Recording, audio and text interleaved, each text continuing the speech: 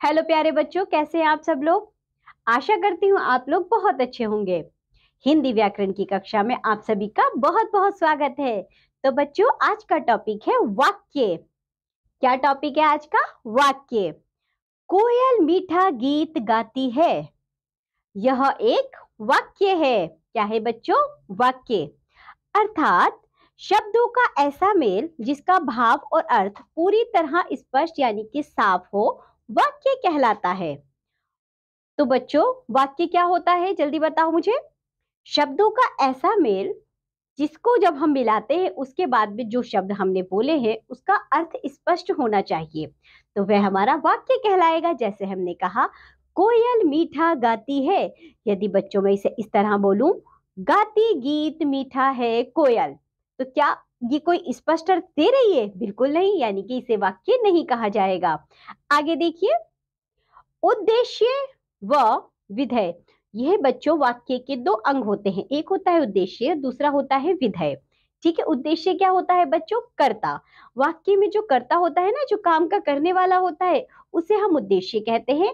और जो उस उद्देश्य को पूरा कर रहा होता है, जो जितना भी पीछे का पार्ट होता है बच्चों, उसे हम विधेय कहते हैं। ठीक है, जैसे देखिए, जिसके बारे में कुछ कहा जाता है उसको उद्देश्य, तथा जिसके बारे में जो कुछ कहा जाता है वह विधेय कहलाता है। आप इसे इस तरह समझ सकते हैं बच्चों। देखो, इस वाक्य को देखिए जो हम अभी पढ़कर आए हैं ना, कोयल। तो बच्चों, कोयल मीठा गाती है, तो जो कोयल है वह काम की करने वाली है ना, तो वह हमारा उद्देश्य हो जाएगा। तो कोयल हो गया बच्चों उद्देश्य, मीठा गीत गाते हैं ये हो जाएगा हमारा विधेय। ठीक है, आगे देखो, इस प्रकार पूरा वाक्य कोयल मीठा गीत गाती है। इस प्रकार पूरा वाक्य कोयल मीठा गाती है। तो बच्चों, और भी वाक्य ले सकते हैं, हम इसको बोल सकते हैं कुछ इस तरह से। देखो बच्चों, शीतल खाना बनाती है। तो जो शीतल है तो वह कौन है बच्चों? उद्देश्य, क्योंकि खाना कौन बना रहा है? शीतल। अब जो खाना बनाती है ये सब हमारा विधेय हो जाएगा। एक और वाक्य बनाइए जरा, आप कोई भी वाक्य बोलिए बच्चों, बोलिए बोलिए जल्दी से। आप लिख सकते हैं, ऋचा अपना काम करती है। तो बच्चों, जो ऋचा है, ऋचा तो उद्देश्य है क्योंकि काम का करने वाली है। इसी तरह अपना काम करती है, ये सभी वाक्य जो हमारा कहलाएगा वह विधेय कहलाएगा। तो आपको समझ में आया बच्चों, उद्देश्य क्या होता है, विधेय क्या होता है? Very good. चलिए आगे बढ़ते हैं। कुछ वाक्यों द्वारा हम इनके स्वरूप को इस प्रकार समझ सकते हैं। आइए कुछ वाक्य देखते हैं, उसमें हम उद्देश्य और विधेय अलग अलग करके देखेंगे। जैसे अनूप खा रहा है, तो बच्चों इसमें उद्देश्य क्या हुआ? अनूप। ठीक है, और विधेय हुआ खा रहा है। इसी तरह नदी बह रही है, तो नदी बच्चों उद्देश्य हो जाएगा, बह रही है हमारा विधेय हो जाएगा।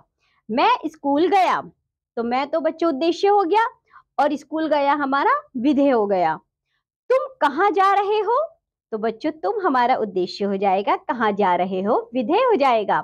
इसी तरह विनीता छत पर है, तो बच्चों विनीता उद्देश्य हो जाएगा, और छत पर है हमारा विधेय हो जाएगा।